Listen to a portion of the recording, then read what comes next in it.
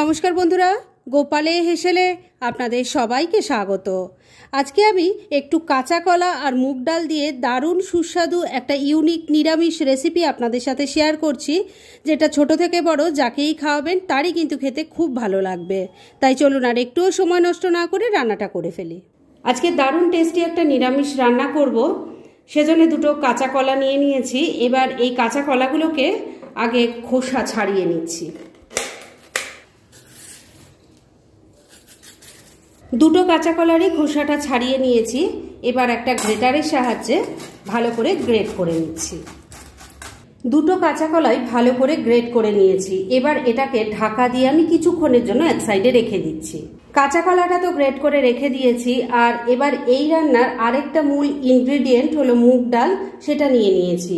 এখানে ছোট বাটির 1 বাটি পরিমাণ মুগ ডাল আছে, আর এটাকে আমি ঘন্টা 3 জলে ভিজিয়ে রেখেছিলাম। এবার এটা বেটে নিতে হবে।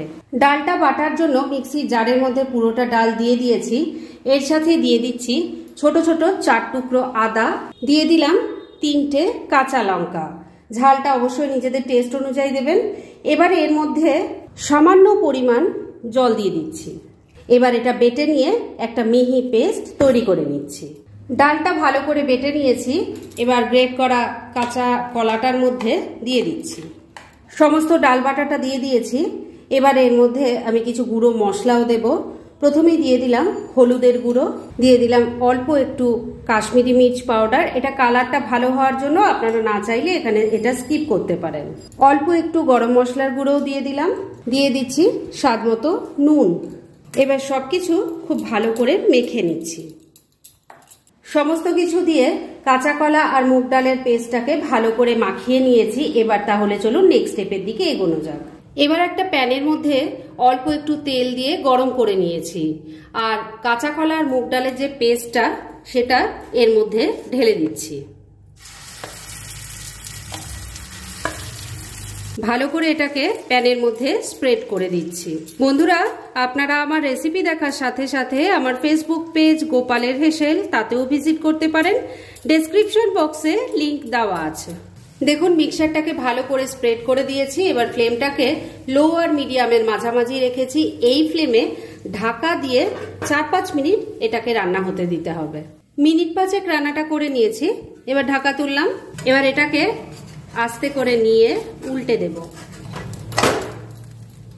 একটা দিকের পোর্শন দেখুন খুব ভালো মতো তৈরি হয়ে গেছে। এবার অপর পিঠটাও যাতে ভালো করে তৈরি হয়ে যায়, সেজন্য ঢাকা দিয়ে আবারও 2-3 মিনিট রান্না করে নিচ্ছি। মিনিট 3 আবারও রান্নাটা হয়ে গেছে। এবার ঢাকা তুললাম। দুটো দিকই দেখুন খুব সুন্দরভাবে তৈরি হয়ে গেছে। এবার গ্যাসটা বন্ধ করে দিলাম, আর এটাকে নামিয়ে প্রথমে ঠান্ডা করে নিচ্ছি। ডাল আর কাঁচা কলা দিয়ে যেটা তৈরি করে নিলাম, সেটা যতক্ষণে ঠান্ডা হচ্ছে ততক্ষণে আমি এই রান্নার অন্যান্য আনুষঙ্গিক কাজ সেরে নিচ্ছি। সেজন্য কড়াইয়ে অল্প তেল দিয়ে গরম করে নিয়েছি। এর মধ্যে প্রথমে দিয়ে দিলাম গোটা গরম মশলা, যার মধ্যে আছে 2-3টে এলাচ, 2-3টে লবঙ্গ আর একটা দারচিনি। এর সাথেই একটা তেজপাতা, একটা শুকনো লঙ্কাও দিয়ে দিলাম। ফোড়নটা এবার একটু ভাজা ভাজা করে নিচ্ছি।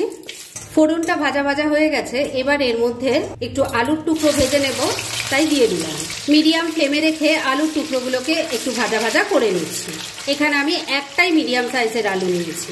আর যতক্ষণে আলুর টুকরোগুলো ভাজা ভাজা হচ্ছে ততক্ষণে এই রান্নার একটা মশলা বানিয়ে নিচ্ছি। কি কি দিয়ে তৈরি করছি সেটা দেখিয়ে দিই।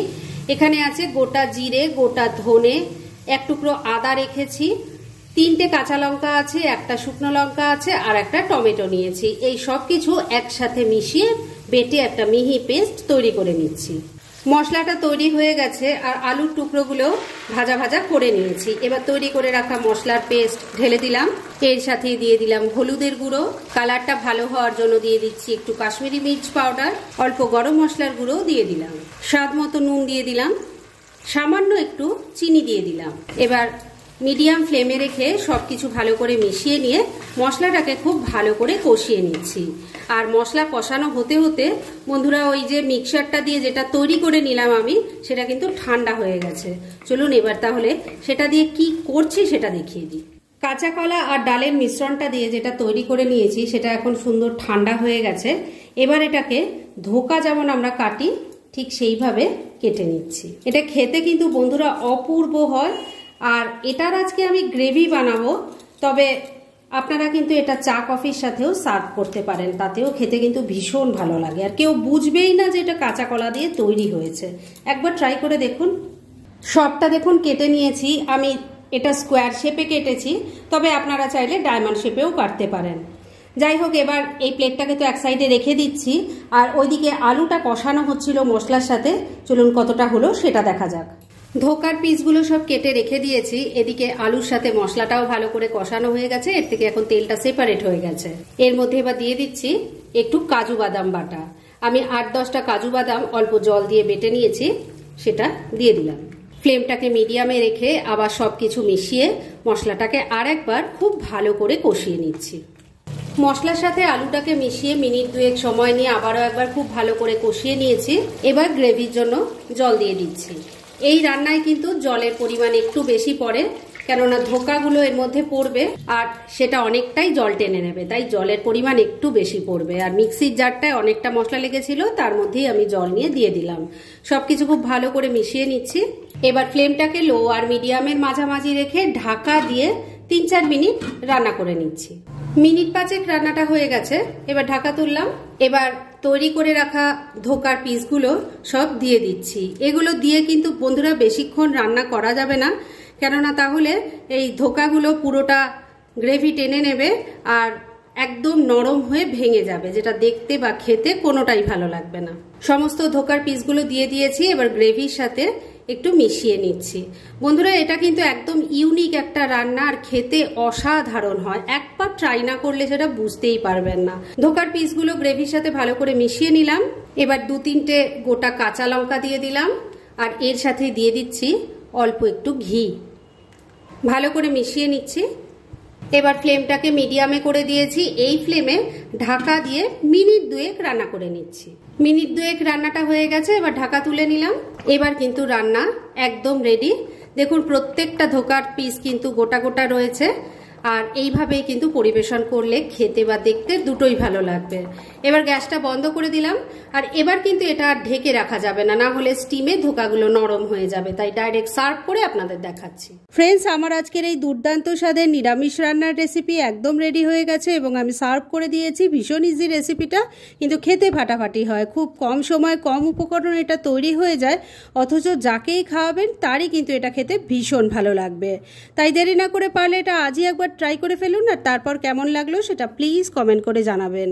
এরকম ধরনের অনেক ভালো ভালো নিরামিষ রান্নার রেসিপি আপনারা গোপালের হেসেল সার্চ করলেই পেয়ে যাবেন, যার মধ্যে থেকে কিছু কিছু আমি সাজেস্টেড বক্সেও দিয়ে দেব, সেখান থেকেও আপনারা দেখে নিতে পারেন। তাই গোপালের হেসেল অবশ্যই ভিজিট করুন। আর আপনারা কেমন ধরনের রেসিপি চাইছেন সেটাও কিন্তু আমাকে জানাতে পারেন। আমি চেষ্টা করব সেই সব রেসিপিগুলো আপনাদের সাথে শেয়ার করার।